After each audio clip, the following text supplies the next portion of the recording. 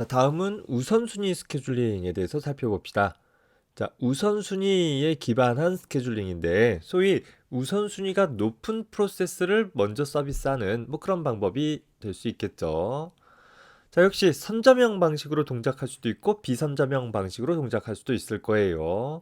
우선순위가 더 높은 애가 들어오거나 말거나 한 번 CPU를 받았으면 계속 작업을 끝까지 맞추는 것이 비선점형. 내가 작업을 시작했다 하더라도 우선순위가 더 높은 프로세스가 도착을 하면 자리를 내주는 것이 선점형 방식이 되는 것이죠. 물론 앞에서 우리가 사용했던 여러 가지 스케줄링 방법도 가만히 보면 일종의 우선순위 스케줄링에 해당해 볼 수 있을 거예요. 예를 들어서 FCFS 같은 경우는 큐에 들어온 순서가 곧 우선순위가 되는 거죠. 먼저 들어온 것이 우선순위가 제일 높은 것이고 나중에 들어온 것이 우선순위가 제일 낮은 그런 상황이 될 것입니다. SJF 같은 경우는 추정된 CPU 버스 타임이 가장 짧은 것이 우선순위가 높은 것이겠고 SRTF 같은 경우는 추정된 잔여 CPU 버스 타임이 최초 CPU 버스 타임뿐만 아니라 남은 어떤 일을 하다가 중간에 뺏길 수 있으니까 남은 CPU 버스 타임의 길이가 가장 짧은 것이 우선순위가 제일 높은 그런 방법이 되기는 할 거예요.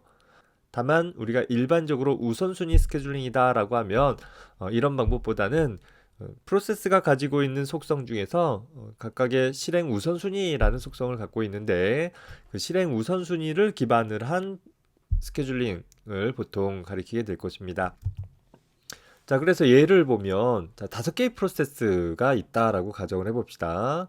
자, 시각 0에 거의 같은 시각에 5개의 프로세스가 동시에 도착을 했어요. 자, 각각의 프로세스의 CPU 버스 타임은 다음과 같은데 이번에는 프로세스들의 우선순위라는 속성이 서로 다르게 설정이 되어 있는 거예요. 가정하기를 숫자가 작은 것이 우선순위가 높다라고 하면 현재 P2 프로세스가 우선순위가 가장 높은 프로세스가 될 것이고 P4 프로세스가 우선순위가 가장 낮은 그런 프로세스가 될 것입니다. 자, 시각 0에 거의 동시에 도착했다 하더라도 이제 먼저 도착한 게 누구인지 짧은 벌스 타임이 누구인지가 중요한 게 아니라 우선순위 속성 값이 가장 높은 것이 누구인지를 찾아서 먼저 서비스를 해주는 거예요. 그래서 시각 0에서는 P2가 즉각적으로 기다림 없이 CPU를 할당받아서 자기가 필요한 1mC만큼 사용을 하게 되는 것입니다. 자, 그리고 이제 P2가 끝났으니까 그러면 이제 나머지 1번, 3번, 4번, 5번 중에서 우선순위가 더 누가 높은가를 살펴봐야 되겠죠. 봤더니 5번이 우선순위가 높아요. 자, 그러면 5번은 0초에 도착해서 1초에 서비스 되어지니까 1mC만큼 대기 시간을 가진 후에 자기가 필요한 5mC만큼 서비스가 될 것이고 자, 이후에 6mC에서는 2번, 5번이 수행이 끝났으니까 1번, 3번, 4번 남았죠.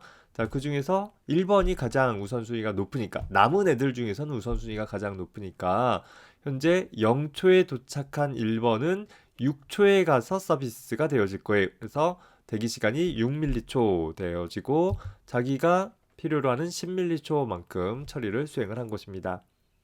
자, 16mC 되었을 때 이제 나머지 애들 중에서 3번, 4번 남았죠. 3번, 4번 중에서 우선순위는 3번이 더 높으니까 역시 0초에 도착했지만 16mC에서 서비스 되어져서 3번 프로세스의 대기 시간은 16mC 되어지고 자기가 필요한 만큼 2mC만큼 CPU를 사용을 하게 될 것입니다. 자, 작업이 끝나고 나서 18mC 됐을 때 현재 나머지 프로세스 4번이 서비스 되어줘서 좀 혼자 남았으니까 비교할 건 없겠죠. 그래서 1mC만큼 서비스 되어지되 P4 역시 0초에 도착해서 18mC에 서비스 되어지니까 대기 시간은 18mC 되어져서 전체 경우에 평균 대기 시간을 구해보면 약 8.2초 정도 계산이 되어질 수 있습니다. 자, 지금 요 예제 같은 경우에는 선점되어지는 경우는 다뤄보지 않았어요. 만약에 선점형 우선순위 스케줄링이다 라고 하면 이제 어떻게 되는 거예요? 뭔가 하나의 스케줄링 작업이 필요한 순간에 새로운 프로세스가 들어왔거나 기존의 프로세스가 작업이 끝난 시점에 남은 애들 중에서 우선순위가 높은 애가 무조건 처리가 되어져야 하는 것이에요. 예를 들어서 현재 이 P5가 처리되어진 우선순위 2번인 P5가 처리되어진 6m초가 끝난 시점에서 만약에 새로운 프로세스가 하나 들어왔는데 우선순위가 높은 P2가 또 들어왔다라고 가정을 하면 현재 P2는 우선순위가 1번이니까 나머지 애들이 먼저 들어왔다 하더라도 P2가 먼저 처리되어진다라는 것이죠. 혹은 이 중간에 뭐 3m초 정도 되어지는 순간에 P5가 쭉 수행되어지는 동안에 P2가 또 수행되어졌다라고 하면 여전히 P5에 비해서는 P2가 우선순위가 더 높기 때문에 즉각적으로 컨텍스트 스위칭이 일어나 가지고서 P2가 먼저 처리가 되어진다라는 거예요. 자, 극단적으로 P2처럼 우선순위가 높은 애들이 계속 수행되어지게 되면 어떻게 되어져요? 나머지 우선순위가 낮은 애들은 계속 양보해줘야 하는 그런 상황들이 발생되어지게 되는 것입니다. 그래서 뭐 비유를 들어보면 우리가 우선순위 스케줄링 같은 경우는 식당에 가서 밥을 먹으려고 줄 서 있는데 선배들이 오는 거예요. 선배들이 오니까 후배인 1학년이 선배님 먼저 식사하세요라고 양보를 했어요. 그런데 한 번 양보하면 되는 것이 아니라 계속 선배들이 오게 되면 계속 양보하다가 극단적으로 굶어 죽는 상황까지 발생이 되는 뭐 이런 상황이 발생될 수 있다라는 거예요. 자, 그 상황을 우리는 기아 상태, 스타베이션이 일어났다 혹은 무한 봉쇄가 일어났다, 뭔가 실행되지 못하고 계속 블러킹되어 있고 있는 그런 상황이 무한히 발생되어진다라고 표현을 해줘요.